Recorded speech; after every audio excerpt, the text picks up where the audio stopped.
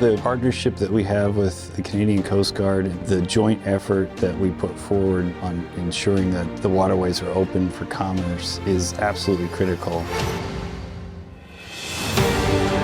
More than 55% of the regional economy, that's Ottawa, Montreal, or Quebec, and then the 8 Great Lakes states that surround the lakes, 55% of this regional economy depends on what we do during the winter months. Many of the main commercial waterways are joint waterways. That means that the Canadian and American border runs directly through the middle, and it wouldn't make sense just to clear one half of a river, and it wouldn't benefit the commercial industry because they need to transit through both American and Canadian waters.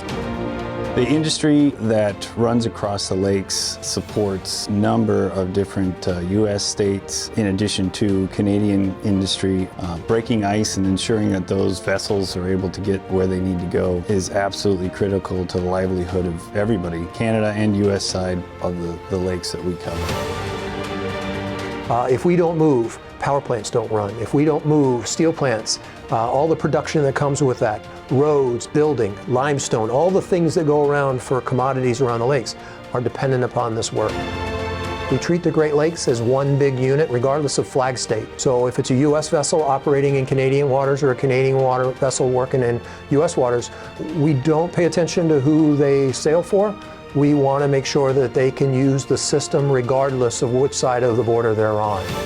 The Canadian Coast Guard and the U.S. Coast Guard have a one-team approach. That means that we pool our assets together to try and reach a common goal, which is to provide ice-breaking assistance all over the Great Lakes, because in reality, the Great Lakes are a combination of the Canadian and the U.S. waterway.